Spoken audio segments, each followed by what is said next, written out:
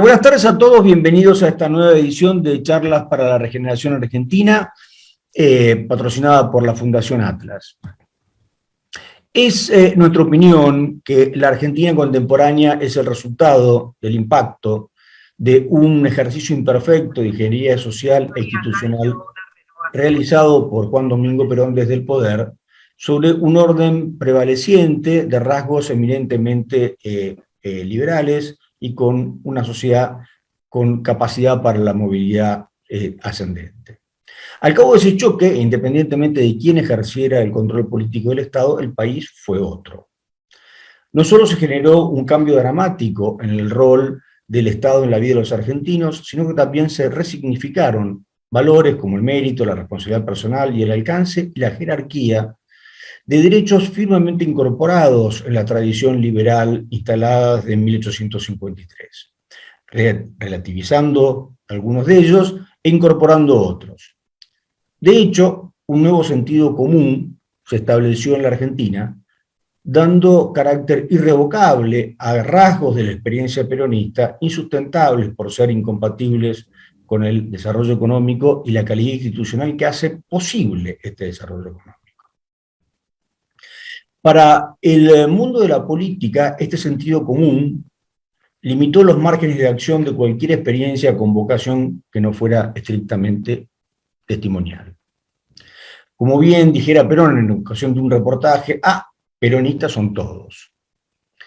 En nuestros días es válido y verosímil hipotetizar que este ciclo de hace casi ya 80 años muestra signos de agotamiento terminal. A su resonante fracaso material, sobre el que no es necesario abundar, se suman signos de fragmentación social muy preocupantes e inconcebibles para los argentinos de solo una generación atrás que vivieron la restauración democrática. Hablamos de precipicios en lo educativo, en la empleabilidad,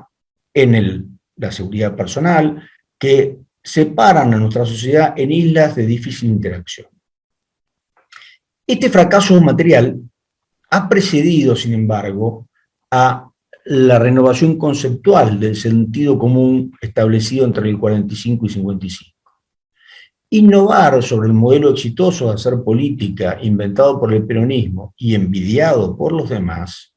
ha generado profundos ataques de ansiedad y propuestas tan vergonzantes como tímidas. Sin embargo, la experiencia 2015-2019, la derrota manteniendo la relevancia en 2019 y las consecuencias de la etapa política perpetrada mediante la fórmula Fernández-Fernández parecen haber abierto el camino a quienes cuestionan desde la libertad, pero en partidos expectables, el modelo populista tradicional.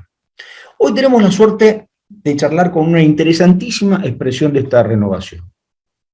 Nos acompaña la doctora Sabrina Ahmeyet, historiadora y politóloga por la Universidad de Buenos Aires y por la Universidad de San Martín, académica, profesora de pensamiento político en la UBA y secretaria de investigación en la Universidad de la Ciudad, y flamante diputada electa por Juntos por el Cambio por la Ciudad de Buenos Aires. Bienvenida, Sabrina, a esta charla. No, te agradecía, bienvenida José, de todos modos. Muchas gracias, te agradecía por tu generosa presentación y también por tus reflexiones iniciales sobre las que me parece que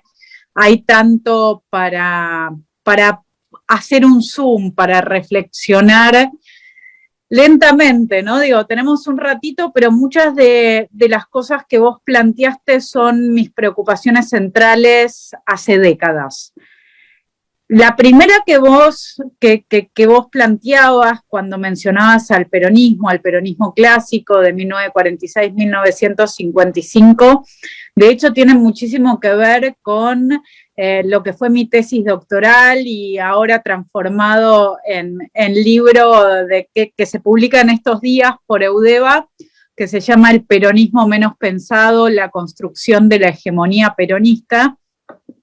Y justamente lo que yo trabajé en mi tesis y al redactarlo al libro fue cómo ese mundo liberal que se había ido construyendo a lo largo del siglo XIX y que tuvo como hito fundamental la Constitución de 1853, pero también otras leyes políticas muy importantes, como por ejemplo la ley electoral de 1912, la ley Sáenz Peña, la famosa ley de mayorías y minorías, de 2/3 para la mayoría y 1/3 para la minoría,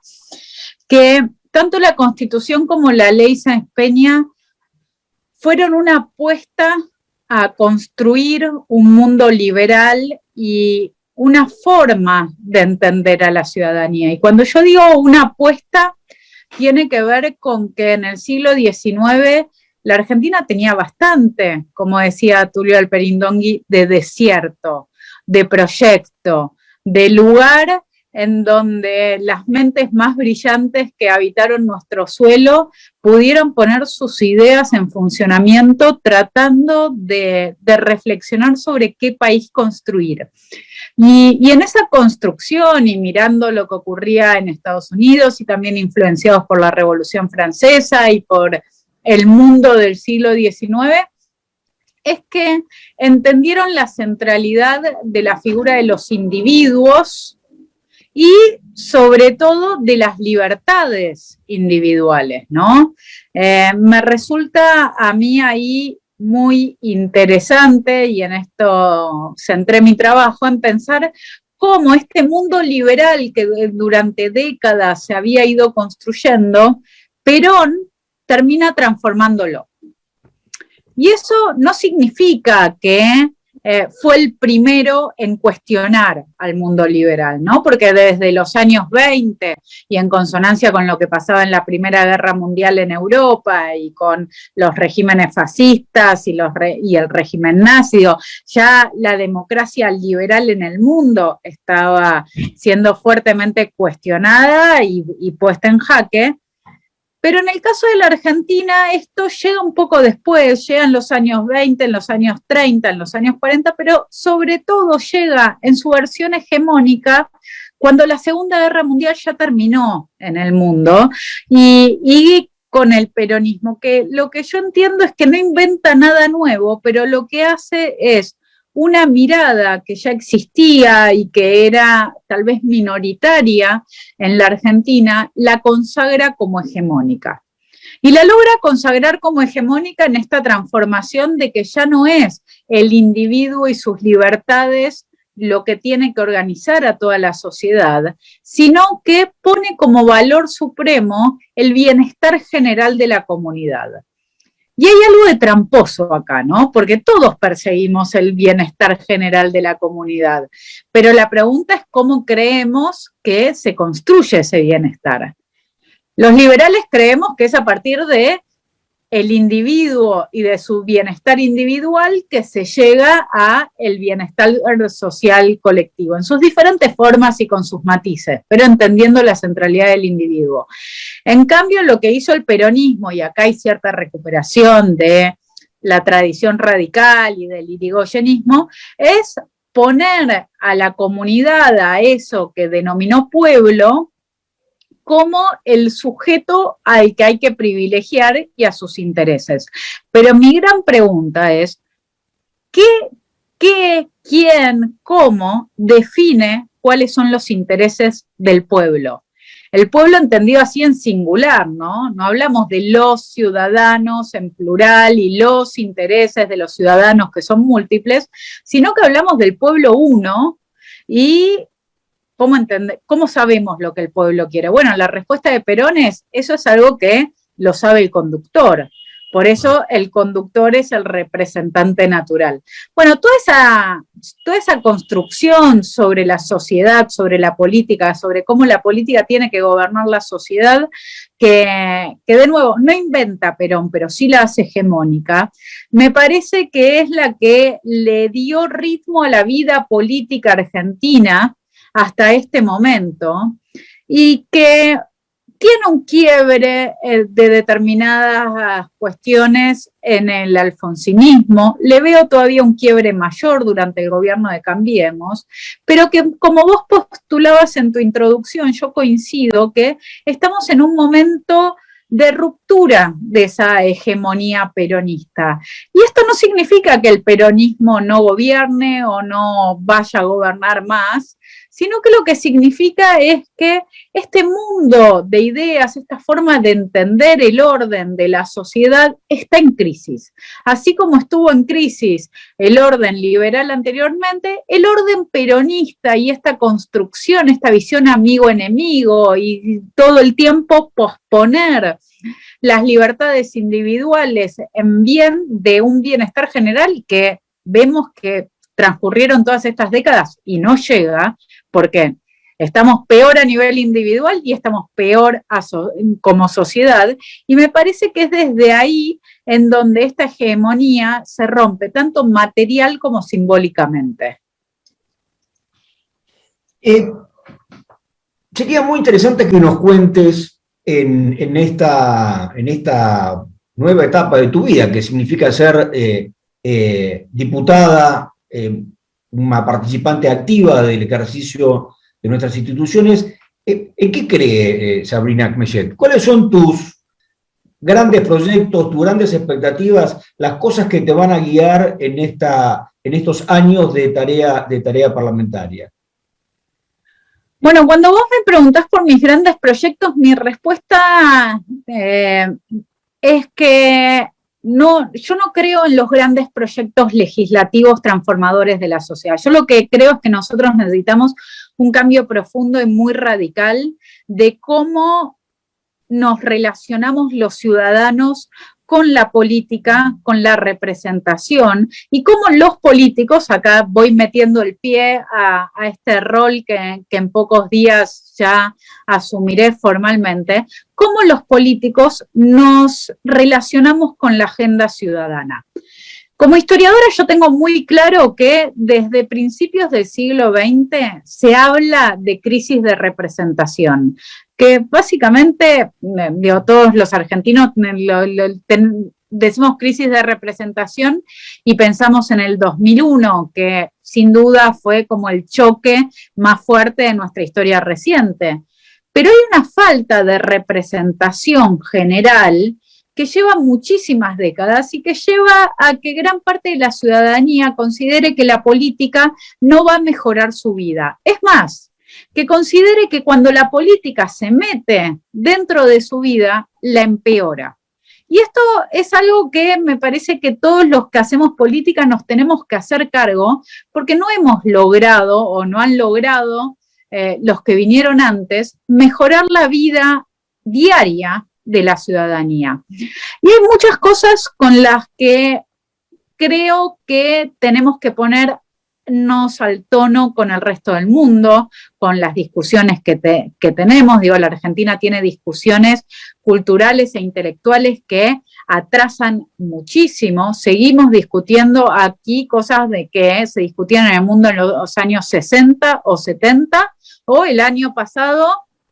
estuvimos discutiendo la propiedad privada, un tema resuelto en el siglo XIX, incluso en nuestro país. Entonces, por un lado, me parece que se trata de ponernos al día de los problemas contemporáneos realmente. Y por otro lado, también se trata de recuperar cierta cultura que la Argentina supo tener y que lamentablemente fue perdiendo. Y me refiero a la idea cultural de la clase media, las ideas culturales relacionadas con el trabajo, el esfuerzo, el progreso, el mejorar constantemente tanto de cada uno a nivel personal como de las instituciones, de las sociedades, de las fuerzas vivas que componen nuestro país. Eso nosotros en el siglo XX, yo siempre me gusta recordar que cuando hablamos de movimientos sociales y de levantamientos y de crisis, el cordobazo lo llevaron adelante los trabajadores que tenían mejores condiciones laborales de la Argentina en los momentos en donde la desocupación era bajísima y que ojalá hoy en día nuestra pobreza fuera la de aquel entonces, ¿no? La Argentina hoy tiene problemas muchísimo más graves y acabo de mencionar el que para mí es más grave de todos. Un país con 40% de pobres y en donde 6 de cada 10 jóvenes son pobres, es un país que necesita dar un volantazo absoluto porque no hay futuro, o si no.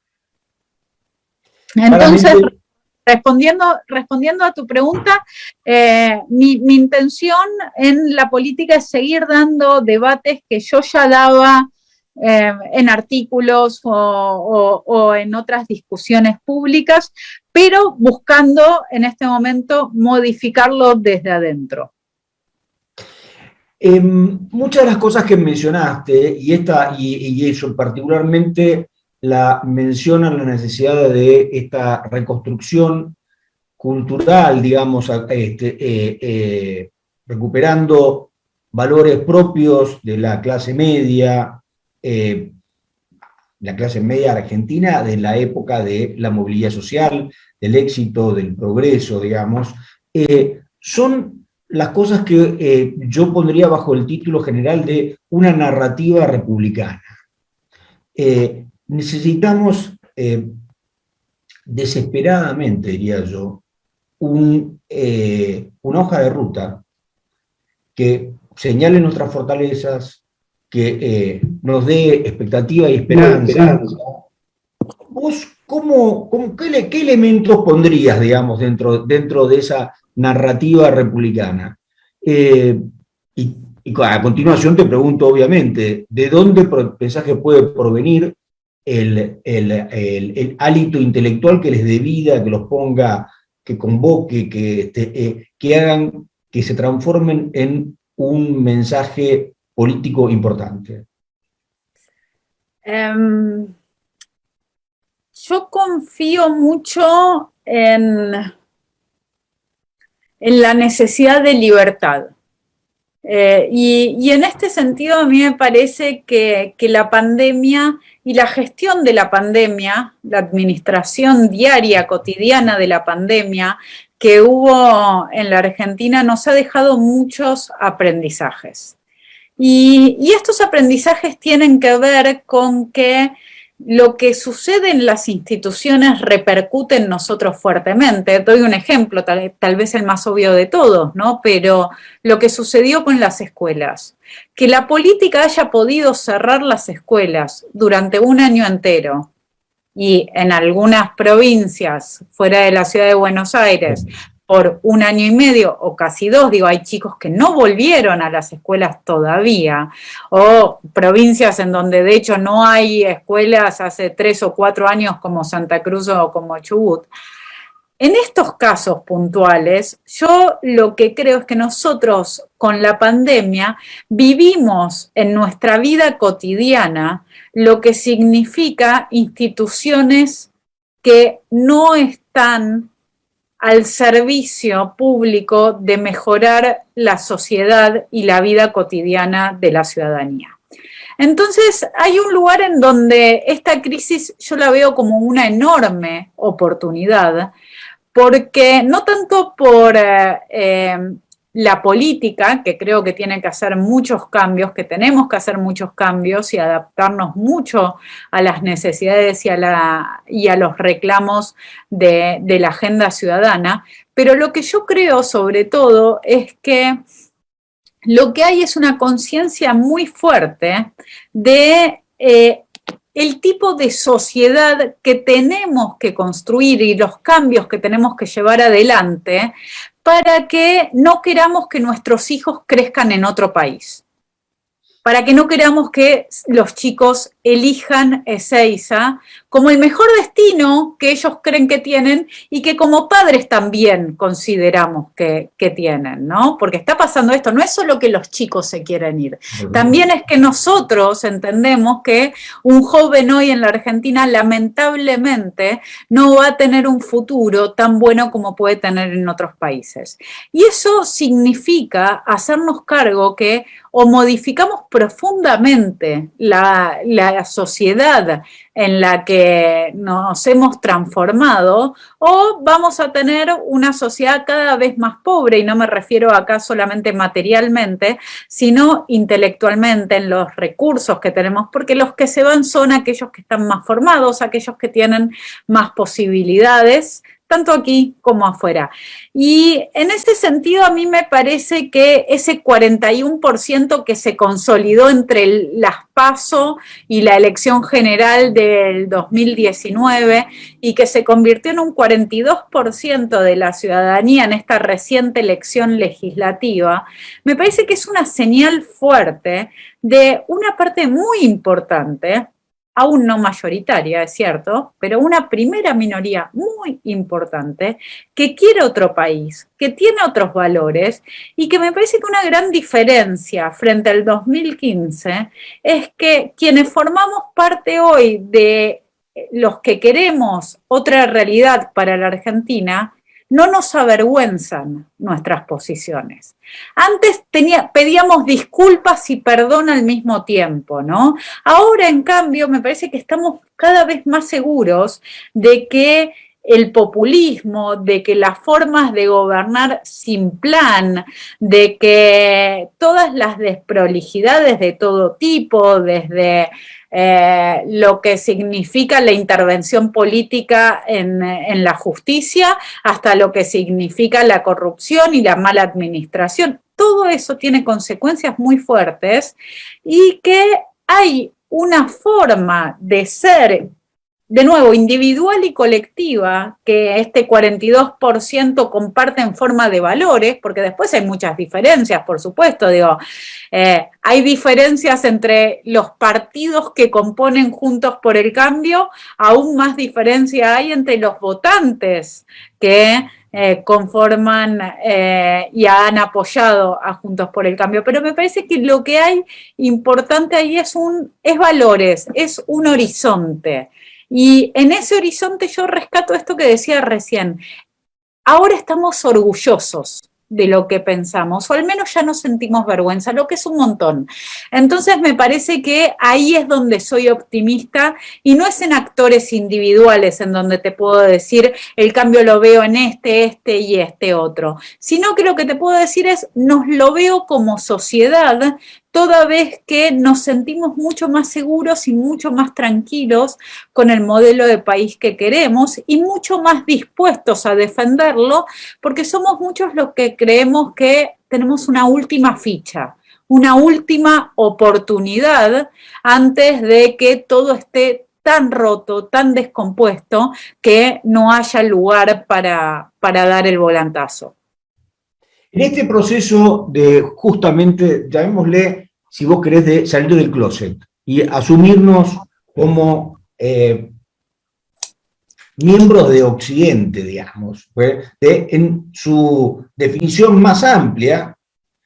gente que cree en las instituciones republicanas, gente que cree en el individuo,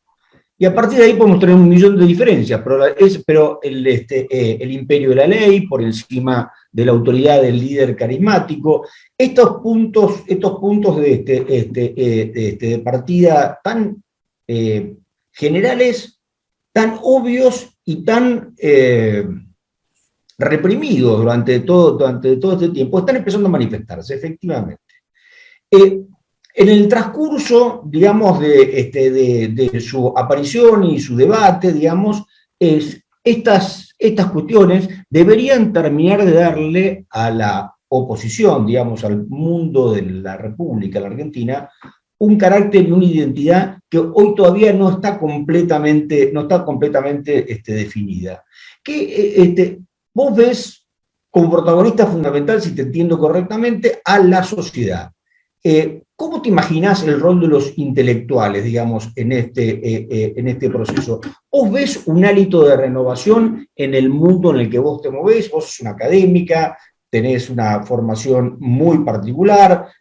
¿Vos ves aire fresco, sentís la renovación del ambiente que nos acompaña desde hace 50, 80 años en ese mundo? Creo que hay algunas voces interesantes Creo que hay, por ejemplo, algunas publicaciones, estoy pensando en revista Seúl, que nuclean una forma, una visión del mundo y ciertas lógicas de reflexión que me parecen frescas, que me estimulan, que hablan de una renovación. Pero realmente yo lo que creo es que cuando la mirada tal vez es más sistémica al mundo intelectual y sobre todo a la academia, que es un mundo, a ver, muy conservador en el sentido de que como toda corporación tiene una lógica de reproducción y donde en la Argentina la academia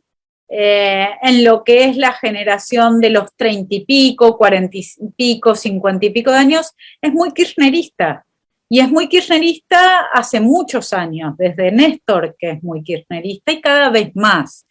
Entonces, yo lo que creo es que en la academia hay, por un lado,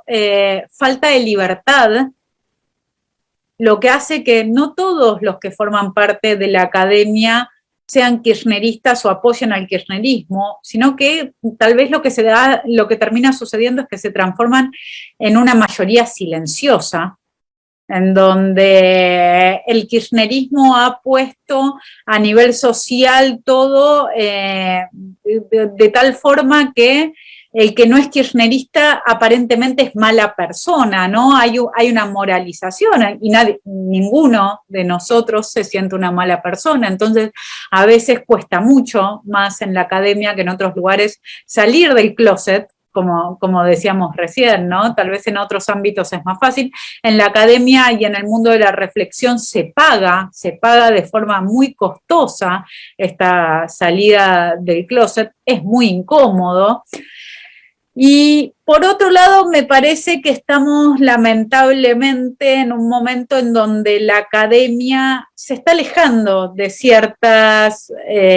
tradiciones más occidentales y cosmopolita y está adquiriendo muchas miradas decolonialistas, muchas miradas que analizan las realidades de forma muy ideológica y que eso no le está ayudando a una reflexión abierta, interesante. A mí me parece que la academia argentina no está pasando, hablo de las disciplinas que yo conozco más, sobre todo de la historia,